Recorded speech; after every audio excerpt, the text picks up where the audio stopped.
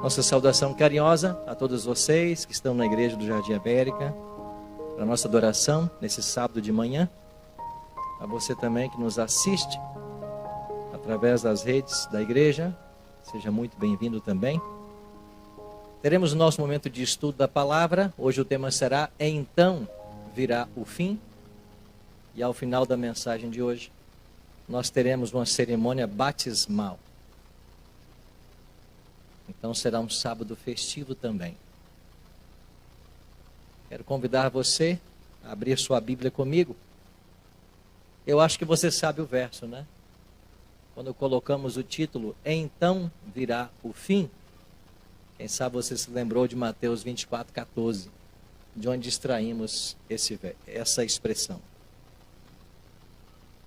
Mateus 24:14 é o texto que iremos usar nesta manhã.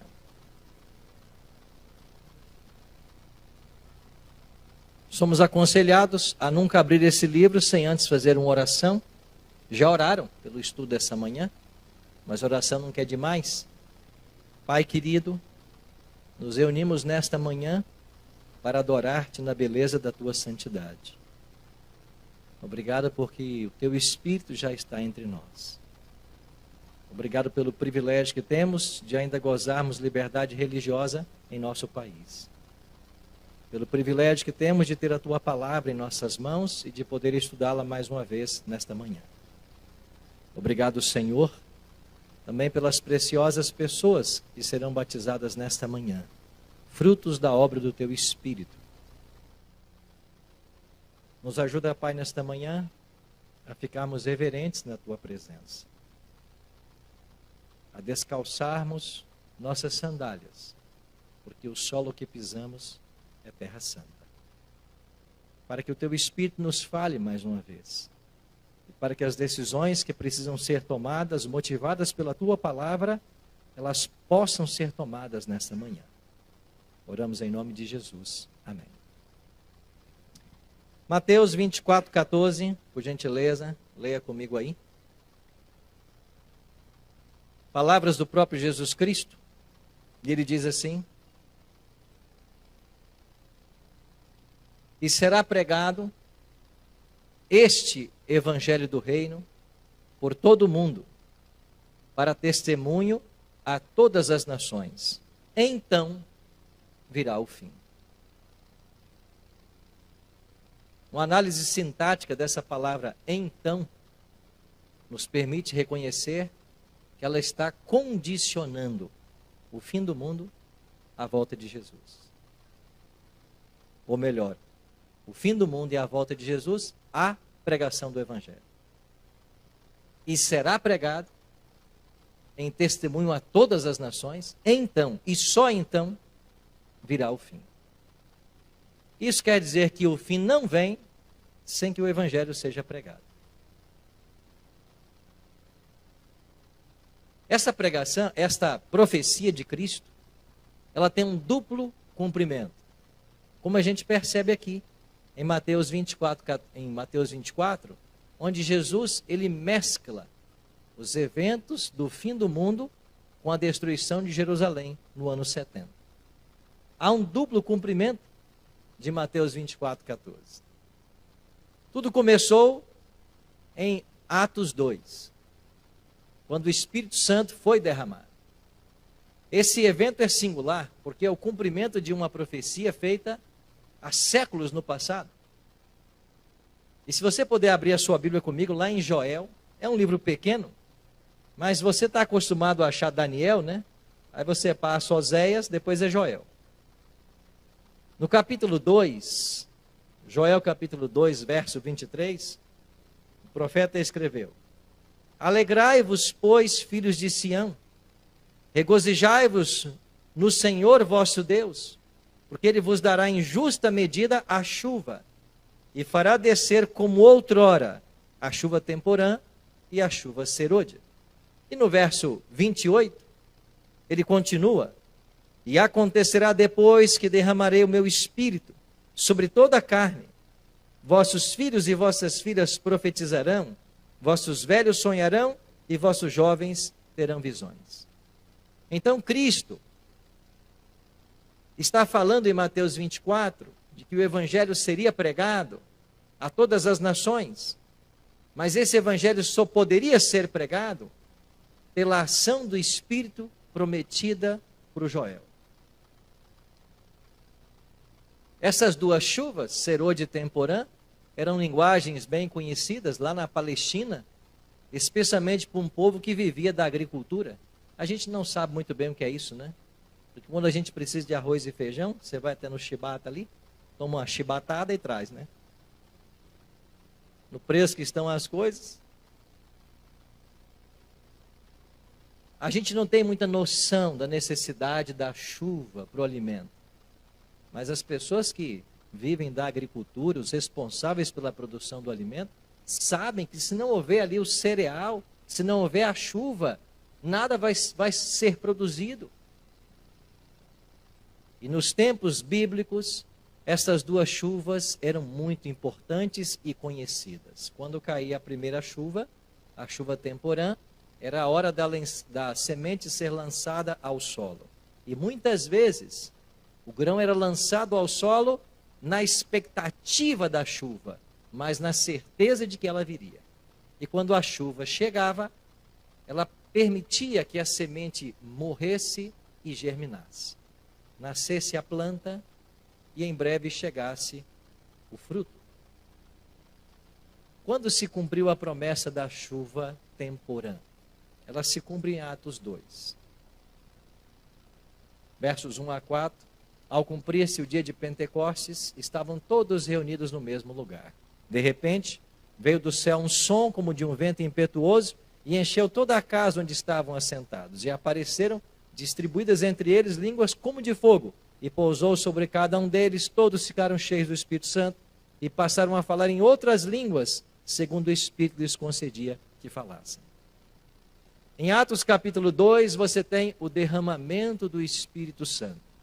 Num domingo, no momento em que Jerusalém celebrava a festa do Pentecostes, que era uma festa que se celebrava exatos 50 dias depois da Páscoa. Cristo havia ressuscitado no domingo, em cumprimento à tipologia da festa das primícias, e 50 dias depois, você tem o Pentecostes, quando o Espírito Santo é dado, também cumprindo a tipologia daquela festa. Assim, o dia de Pentecostes, o domingo de Pentecostes, ele marca o que nós chamamos de dispensação do Espírito Santo. Não que o Espírito não existisse, porque ele é Deus, ele é eterno. Não que ele não atuasse, porque ele já atuava no Antigo Testamento, e dos 39 livros do Antigo Testamento, ele já aparece em 22. Não que ele não tivesse um ministério ativo, porque ele aparece 123 vezes no Antigo Testamento.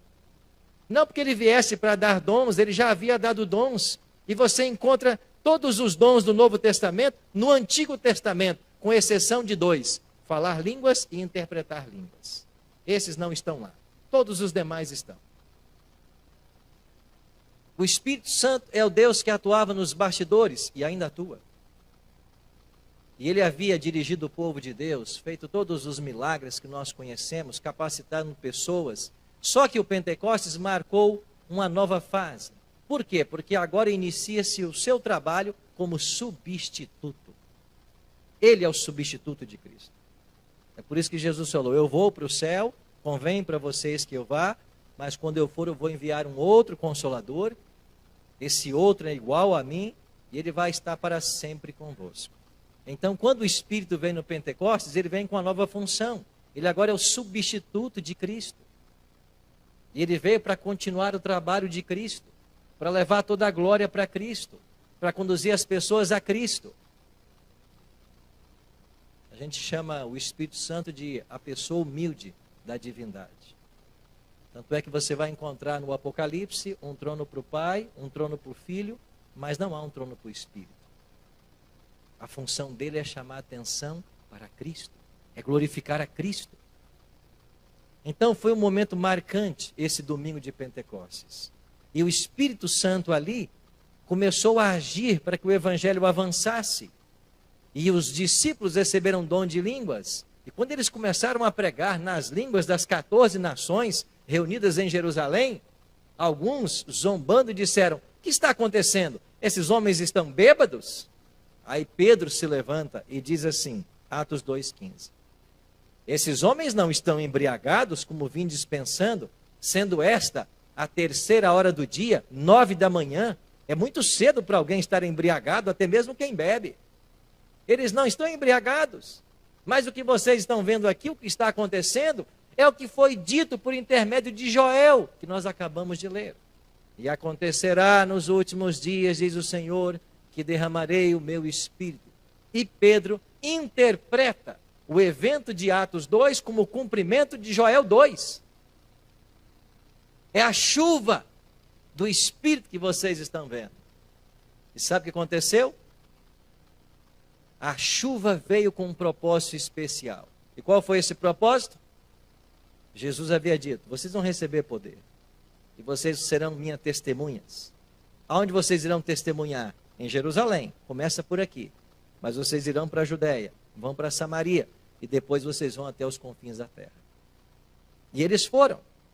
E quando nós chegamos em Colossenses 1:23, o apóstolo Paulo escreveu assim: se é que permaneceis na fé, alicerçados e firmes, não vos deixando afastar da esperança do evangelho que ouvistes, e que foi pregada a quem? Toda criatura debaixo do céu. E do qual eu, Paulo, me tornei ministro. Veja que Paulo está dizendo que nos seus dias o evangelho atingiu toda criatura debaixo do céu. É por isso que eu disse que essa profecia de Mateus 24:14, o texto base para o nosso estudo nessa manhã, tem um duplo cumprimento. E nos dias de Paulo, o evangelho foi pregado a todo mundo. E o fim veio. E qual foi o fim para aquela geração? A destruição de Jerusalém. Então, o ano 70, quando Jerusalém é destruída, milhares de judeus são mortos, os que fogem dão início ao movimento da diáspora judaica, é o cumprimento do fim de Mateus 24:14. O evangelho foi pregado e o fim veio. E Jesus havia advertido desse fim, havia dado sinal para que eles fugissem. E Ellen G. White, em uma menção a esse evento, ela diz que nenhum cristão, se perdeu na destruição de Jerusalém. Por que não?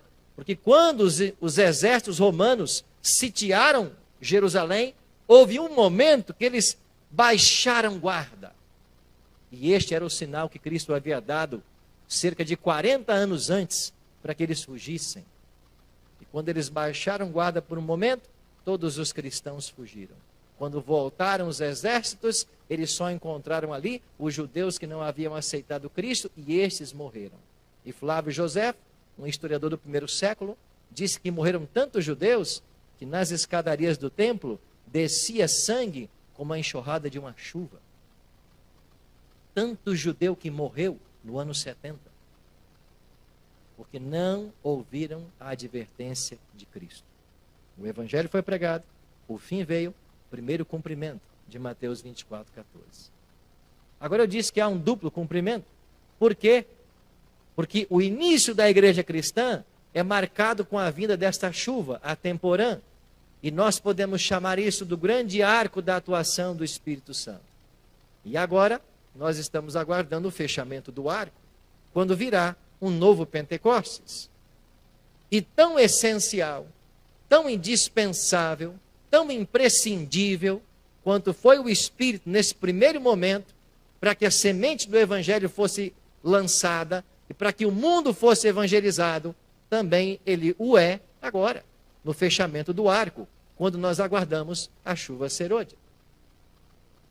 Então a segunda chuva, ou chuva serôdia, ou últimas chuvas, como algumas versões da Bíblia falam, vai propiciar o segundo cumprimento de Mateus 24:14.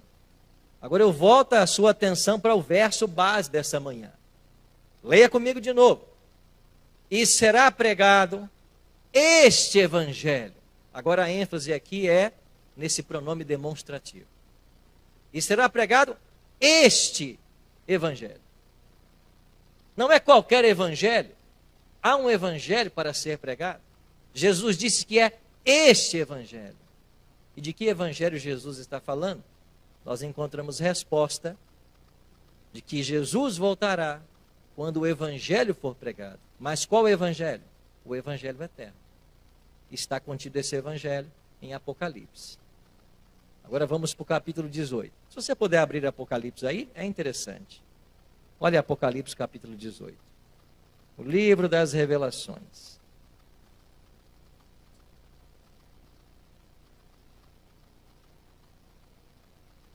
Trouxe sua Bíblia para a igreja hoje?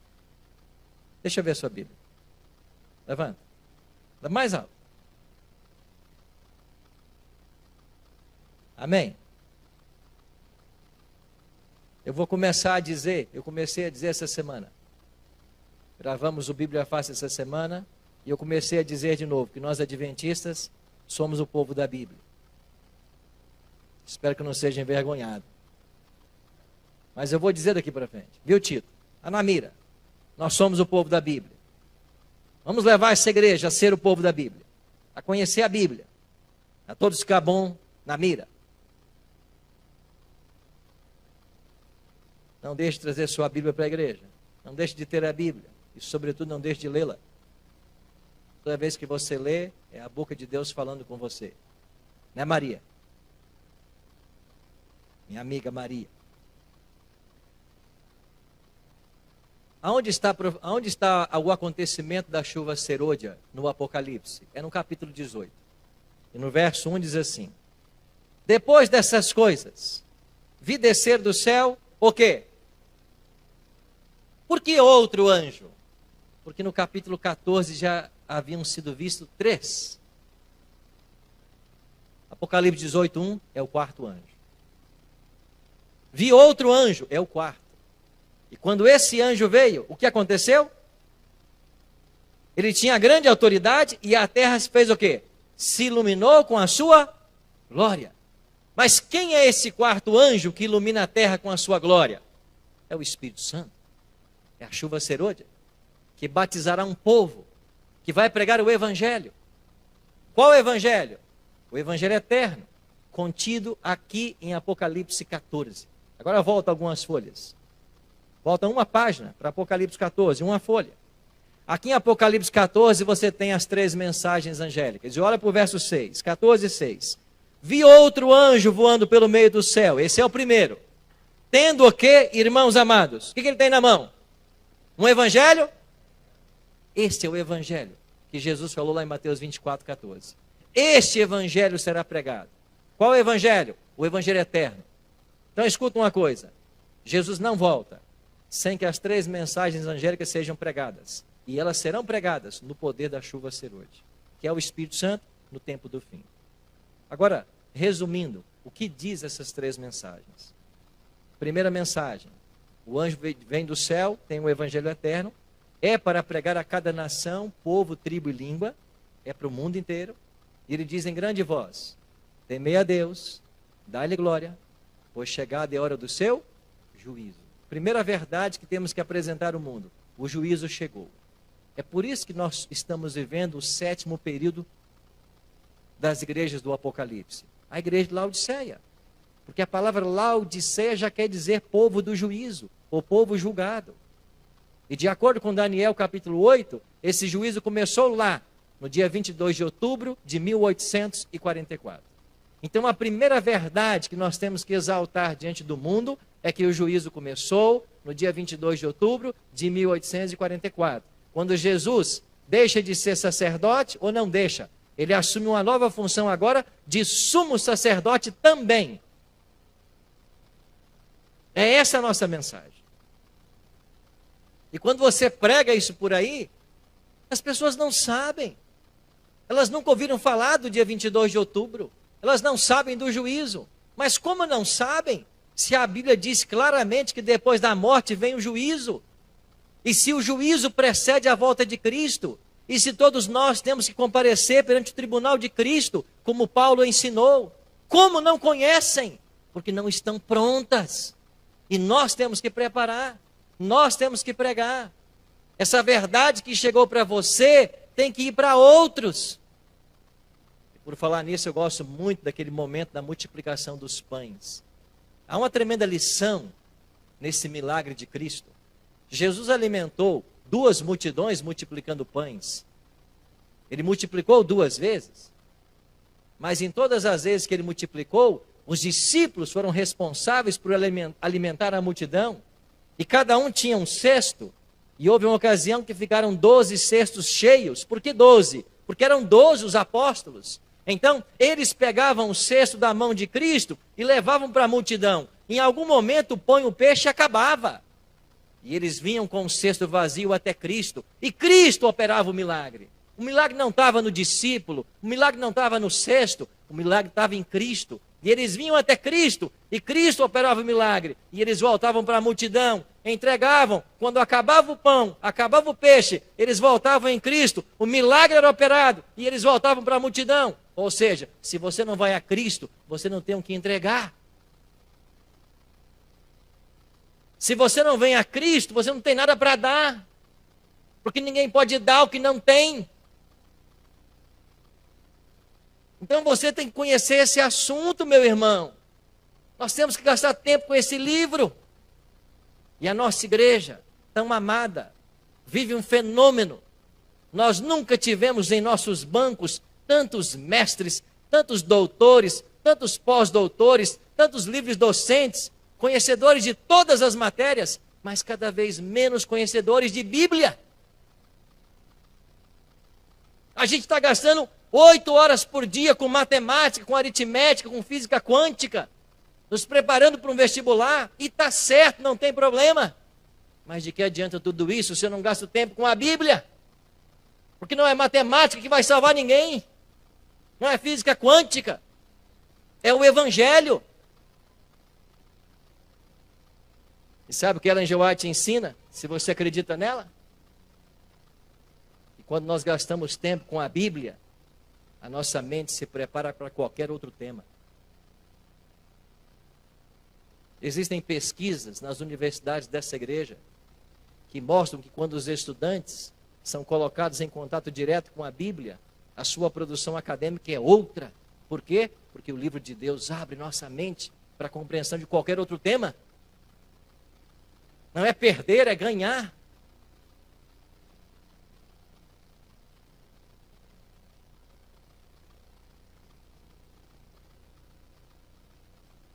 Não espere que alguém vai aprender por você. Não existe crescimento intelectual por osmose. Conhecimento são 2 horas em cima de livros. Você precisa disso. Eu preciso. Nós precisamos. Ah, pastor, o senhor fala isso porque isso é a ferramenta de trabalho do senhor. É verdade. Hoje é minha ferramenta. Mas hoje é a ferramenta. Nem sempre foi. Pelo menos dos 13 aos 22 não foi ferramenta de trabalho. E dos 13 aos 22 eu gastei muito tempo com esse livro. E você precisa gastar também. A não ser que você não queira o céu. Mas se você não quiser o céu, tudo muda de figura.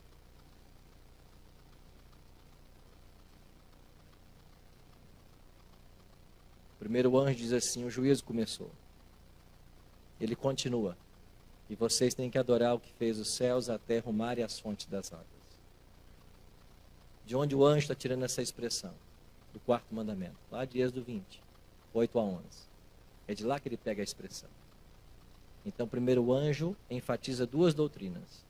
O juízo começou, e a norma do juízo será a lei. E dentro da lei, o sábado.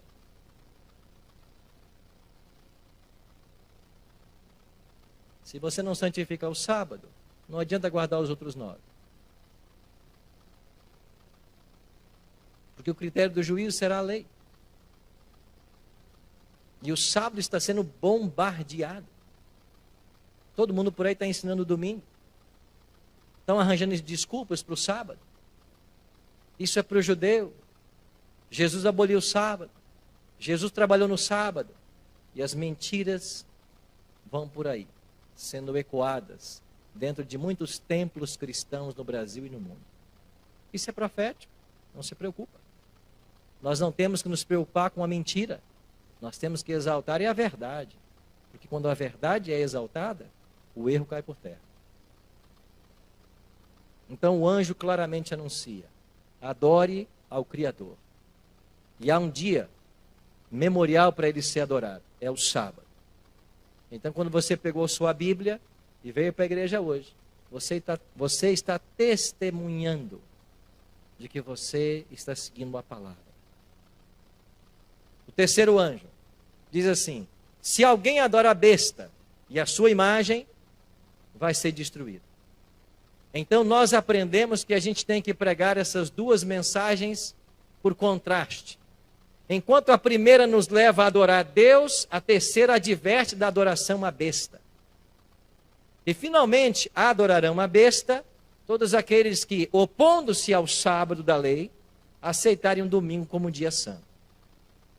Então vai acontecer o que nós chamamos de ecumenismo. O ecumenismo é profético, ele vai acontecer. Todas as religiões vão se unir. Ninguém vai mudar suas características. Elas vão se unir em torno de doutrinas que lhes são comuns.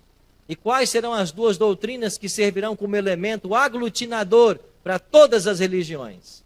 A crença que o domingo é o dia santo e a crença que a alma é imortal. Todas as religiões se unirão com base nessas duas mentiras. É por isso que o terceiro anjo diz: não adorem a besta, porque quem adorá-la vai ser destruído. E no meio dessas duas mensagens tem um apelo, que é a segunda mensagem. Caiu a grande Babilônia, sai dela, povo meu. Olha o que diz aí, Apocalipse 14. Terminou a pregação das três mensagens. A chuva serôdia veio, o mundo foi advertido, os sinceros foram chamados a sair de Babilônia. Então o fim vem. E o fim é descrito como uma colheita. Olha Apocalipse 14, 14. Terminou a pregação no versículo 12. No 14 já é a volta de Jesus. E olha que bela alegoria. Olhei, e eis uma nuvem branca, e sentado sobre a nuvem, um semelhante a filho de homem, tendo na cabeça uma coroa de ouro e na mão uma foice afiada. Quem é esse? É Cristo. Ele volta agora, não para ser crucificado, não para ser cuspido, não para ser maltratado, não para ser rejeitado e rechaçado. Ele volta como o Rei dos Reis. Ele volta ao lado do Pai. Ele volta em seu trono. Ele tem uma coroa na cabeça e ele tem uma foice na mão. E aí sai do santuário uma voz gritando para Jesus e dizendo: toma a tua foice e ceifa, pois chegou a hora de ceifar, visto que a seara da terra já amadureceu. Veio a chuva serôdia, o grão amadureceu, é hora de colher. Então Cristo volta e diz a parábola do joio e do trigo, que ele com a sua foice vai recolher o trigo e colocar no celeiro, vai ajuntar o joio para ser queimado. Aonde? No fogo que foi preparado para o diabo e seus anjos. Mas os pecadores que não largaram a mão do diabo irão com ele. É o que a Bíblia ensina. Então teremos a colheita. E se eu e você não recebermos esse poder quando ele vier? Nós estaremos susceptíveis ao outro poder, ao outro espírito. Porque finalmente nesse tempo do fim, todo ser humano será cheio de um espírito. E os que não tiverem o Espírito de Deus serão tomados pelos demônios. Então é imprescindível que eu saiba a respeito desse tema. E que eu saiba quais as condições que eu tenho que preencher para receber esse poder. Eu vou mencionar 3, dado a brevidade do tempo. Primeiro eu preciso orar por ele, eu preciso pedir por ele. Zacarias aconselha: pedi ao Senhor chuva no tempo das chuvas serôdias. Ao Senhor, que faz as nuvens de chuva e dá aos homens aguaceiro e a cada um a erva do campo. Nós temos que pedir. Jesus, para motivar-nos ao pedido, disse assim: qual de vós é o homem que, se o filho lhe pedir um pão, vai lhe dar uma pedra. Se pedir um peixe, vai lhe dar uma cobra. Ora, se vós que sois maus, sabeis dar boas coisas aos vossos filhos, quanto mais o Pai Celeste dará o seu Espírito àqueles que lhe o pedirem. Jesus incentivou-nos a pedir o Espírito. Então nós temos que orar por Ele. Ele nunca vai vir se você não orar.